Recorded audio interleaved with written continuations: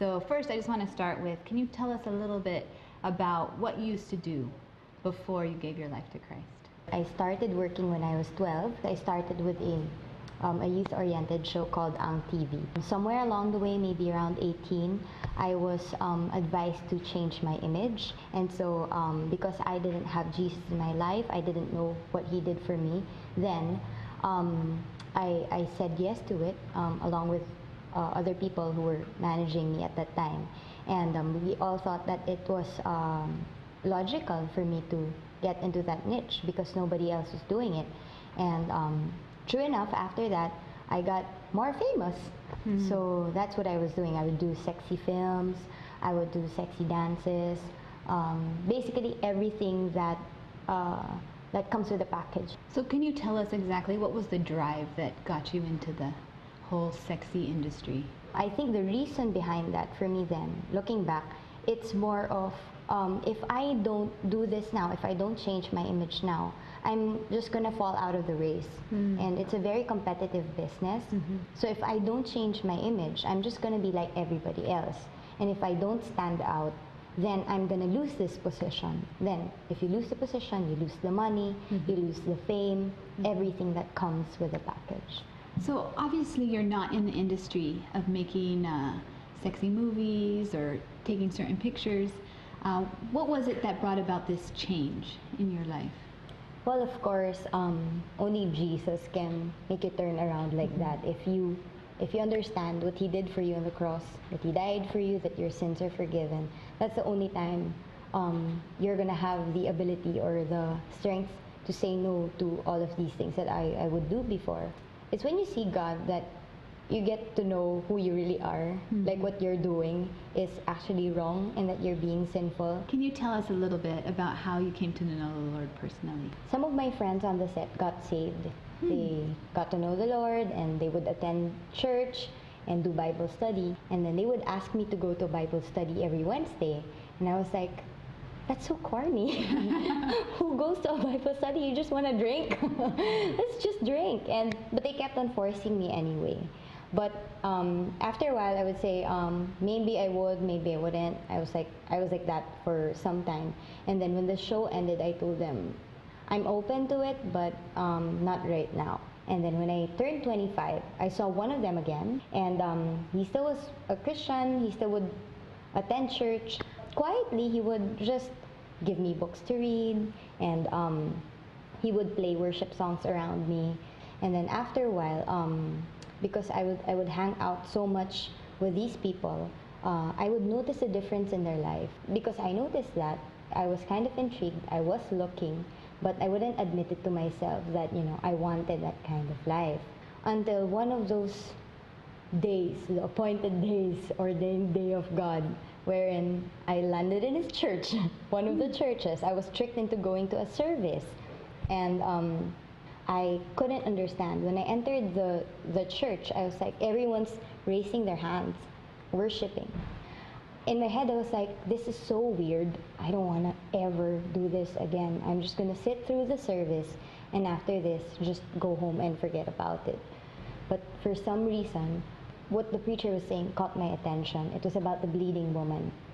About the bleeding woman who has been bleeding for 12 years, but then happened to touch the cloak of Jesus and was healed from then on.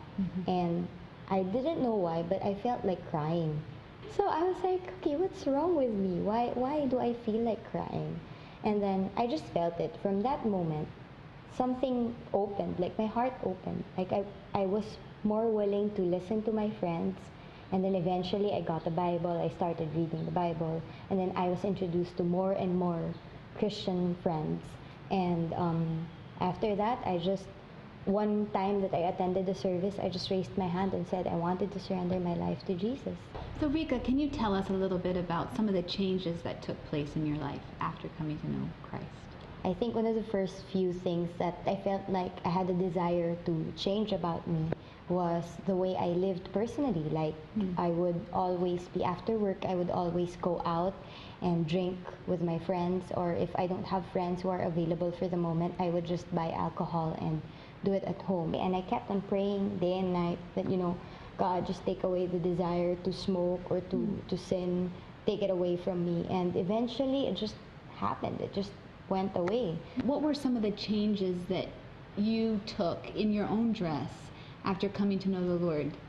Ooh. Were there any? Oh my gosh, it was so hard actually when it comes to dressing. In my line of work, you can't change just like that.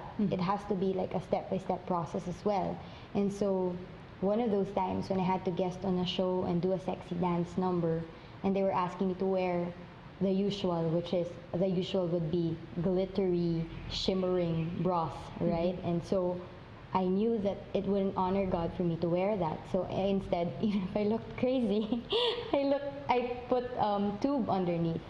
Rica, can you tell us of any of the sacrifices you've had to make with your career in terms of really bringing glory and honor to the Lord? I had to do a lot because, like I said, the image was sexy. When I was asked to dance, I would decline offers to dance sexily on afternoon variety shows. But aside from that, I think the most memorable one would be when I realized that I was still under contract for bench body. I realized that, this is wrong. God did not intend for me to show everyone my body, to be in an underwear collection, but this is solely for my husband to be. Whoever God has for me, he's the only one who's supposed to see this. And realizing again that I was under contract, there's no other way but to buy out the contract. Because if you're going to breach it, they're going to end up following you or hounding after you through the court system, right? So they're going to sue you.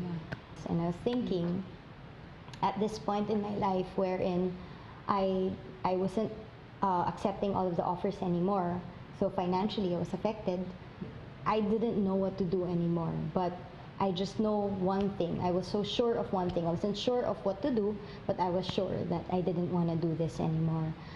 And, anyway, I don't really know what's going to happen here. I might as well write the owner. Wow. So I did. I was like, go straight to Mr. Ben Chan. Who knows? But good for you. Yeah. But I really honestly didn't know what I was thinking why I did that. But I just started typing. I just thanked him, and then after that, I started telling him about my genuine desire to change image, that's one, and the things that were happening in my life. Because back then I was also newly enrolled in a school. I went back to my studies, and I told him that with all the changes happening in my life, the direction wasn't really going that way anymore. To be an underwear model wouldn't fit my image anymore. And so I asked for him to release me from the contract, and that I offered to pay whatever amount or whatever is in the contract stipulated or have you for me. And so I ended the letter, I signed it, and I kept laying hands on it. I was like, oh God, please, please, I don't have money, you know that. And so I was really, really nervous. But anyway, I sent it. 2 days after, the right-hand man of Mr. Ben Chan called me and asked me, so just choose, well, which of our products? And I was like, why are you making me choose? And then she's like, no, because you wrote Mr. Ben Chan a letter, right? So you just choose. Your contract says that you're our model for apparel and underwear, the body collection. So just change it with something else, replace it with something else. It was so quick, that's why I wasn't prepared. And then plus the fact that when she said choose, I was just so amazed that I didn't hear her say that she was gonna sue me or like run after me, or that even worse, that Ben Chan is mad at me. But they were so gracious. They just told me to replace it with something else so I can fulfill my duties in the contract. When God gave me the blessing, he added no trouble to it. And I was like, wow, this is how you work. It's painless.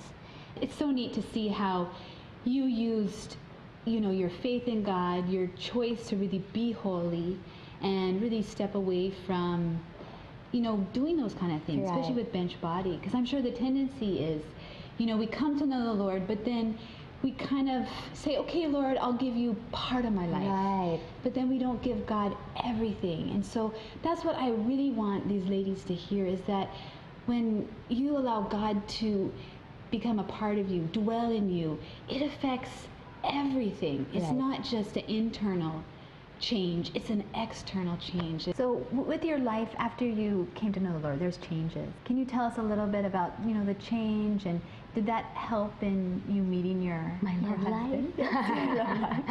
Okay, yes. By being sexy or by attracting the opposite sex in a very physical manner, it's going to be easier, or that, yeah, I mean, you're going to end up with someone if you're sexy, right? Right, But you just don't know how that person's going to treat you. right. If you're all body to this person, then he's not going to care about the way you think, the way your emotions. He's not even going to care for that.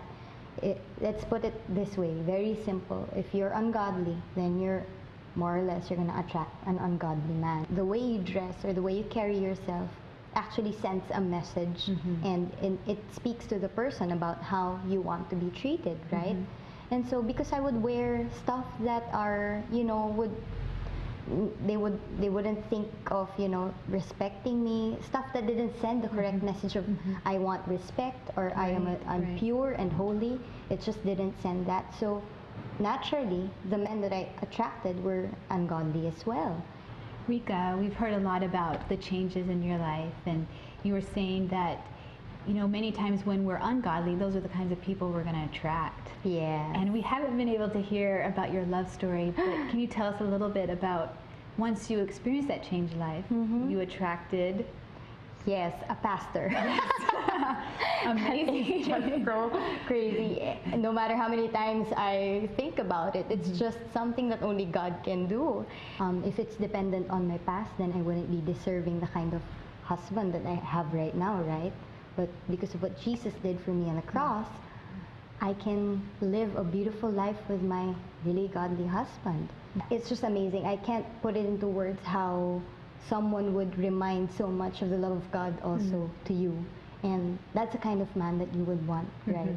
So, and that's who Joe is in my life right now. That's a great point, I think, for all the single women, to just remind themselves that it starts too with the way they clothe themselves, because first impressions do matter. Yes. They do, right? Yes. They really do. Rica, thank you so much for taking your time and this opportunity to bless all of us. It's been beautiful to see your heart and to see how God has really transformed you into His likeness. And I'm so excited to see what God has for your future, and for your future with your husband, with Joseph. So thank you again so much for your time. You know, this has been such a blessing to get to know you. Okay.